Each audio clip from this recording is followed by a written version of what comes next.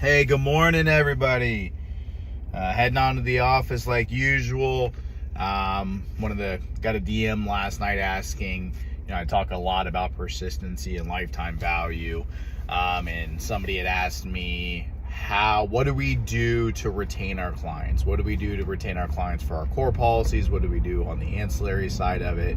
And what do we do just across the board in that? So I can make this a pretty short video and walk you through it. So it's pretty simple. If you do right by the client on the core policy, you're not going to get the accretion, you're not going to get the drop off very quickly, as long as you're selling them the right product for them. What I mean by that, Med Sup versus Medicare Advantage, and then also getting them into the right plan, FG versus in high deductible plan, HMO, PPO, private fee for service. Of course, those are a little bit different on the MA side because you're going to be more carrier and plan specific based upon meds and doctors and benefits that there are wanted and so on and so forth. So number one, put them in the right plan. If you put them in the right plan and the right coverage, that's the great start.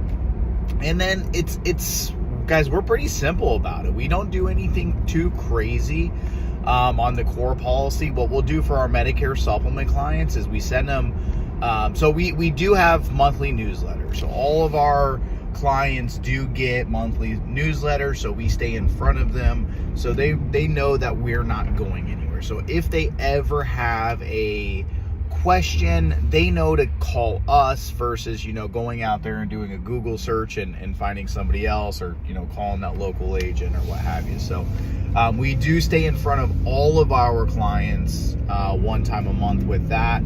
And then on an annual basis, our Medicare supplement clients, I think it's about 6 to 8 weeks prior to their policy anniversary, we send them an email. If they don't open that email, we mail them out a letter. And all the letter, it's very basic. And if you work with me, more than happy to give the material to you. But it's very basic language in there. Hey, you may have gotten a rate increase. Not all carriers notify us, which they don't. Okay, I know there are a couple carriers out there that give us that they're giving rate increases and who they're giving them to, but a lot of the carriers keep that close to their hip. So pretty much says, hey, you could have gotten a rate increase. If you did and you're not happy with it and you wanna look around, go ahead and give us a call. All right, so it's pretty simple like that. For our MA and PDP, it's a lot. It's during AEP, of course. I think we get a series of emails and then also a letter that goes out in September and then in October, just trying to gear them up in September. Hey, this is coming. Just so we're here, we'll help you.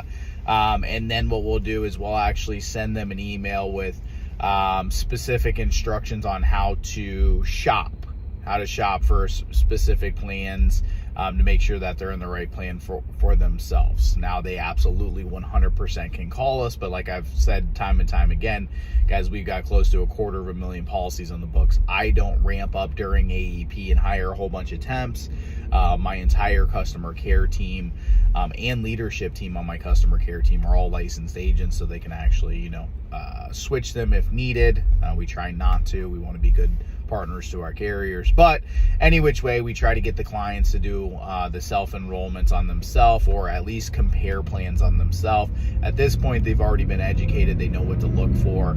As long as our agent did a good job, which they're going to, they understand the education, they understand all that type of stuff. So ancillaries, guys, as long as you sell them an ancillary policy that they know what it is, like a cancer, heart attack, and stroke, right? Hopefully you don't have to use it, but it's there in the event that you ever need to, right? If they completely understand the product, the only time they're going to get rid of it is, if they get caught in a bind somewhere. I think, I've read some articles back in the day that the first thing that somebody drops, is their life insurance coverage, in the event that they need cash. Well, that would be the same thing to me. It would be cancer, heart attack, and stroke. would be the second one to go in that scenario. So cancer, heart attack, and stroke, hospital indemnity, dental, vision, and hearing. We don't do much on that side of it because of the fact that we just explain it to them the right way during the initial sale, and it's sticky. So to kind of talk persistency for you guys, I've talked lifetime value before on some other ones. I'll roll into a little bit of both on each one of those. So Medicare supplements are, from the national average persistency, from what I hear and from some actuarial data that I've seen and stuff like that, is just north of 5 years. Okay, and that includes face-to-face agents, that includes call centers, that's kind of a national number. Our persistency on Medicare supplements is 6.2 years. 6.2 years, lifetime values, right at $1,700, not including any kind of ancillary attaching to that. Medicare Advantage, we're tracking in the mid-3s right now. I think the latest one that I've seen, if you go look at the publicly traded companies, of course they come out with their quarterlies and what their persistency looks like and stuff like that. They're in the mid-2s.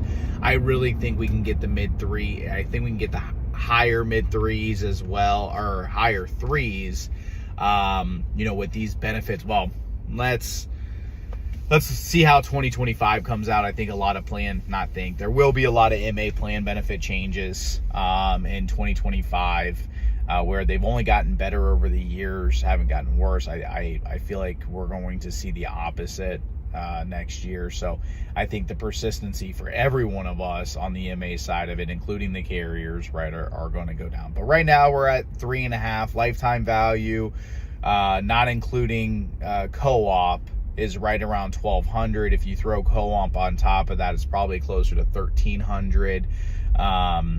And then on the ancillary side, so anybody you talk to on the ancillary, now I know it's a little different for every product, but let's just use so what I consider ancillary: dental, vision, and hearing, cancer, heart attack, and stroke, hospital indemnity. Accident I can't touch on yet. We just started selling accident at the beginning of this year, so we're riding the heck out of it, but I don't have enough data to really give you any accurate data. So on the other three though, the average is about 3.5 years, and we're tracking at 4.5 years right now on those. Lifetime values have definitely changed. There have been some products that have come into the market that have came in very competitive from a price perspective. So last year's a little bit different than this year, but I'd say it's probably close to, because a lot of the ancillary policies, you're going to get more heat, right, more up front, and then less on the trail years. Yes, are there some plans out there that do level for life, but most of the plans that we sell are with our core Medicare carriers, and most of those guys are paying anywhere between 50 to 65% comp on those. But it's right around 350 to 400 on the ancillary, and it does vary quite a bit depending on the product. So if you have any more questions, you have any specific questions on anything, more than happy to share some of the stuff with you. Feel free to reach out. Appreciate it. Make it a great day.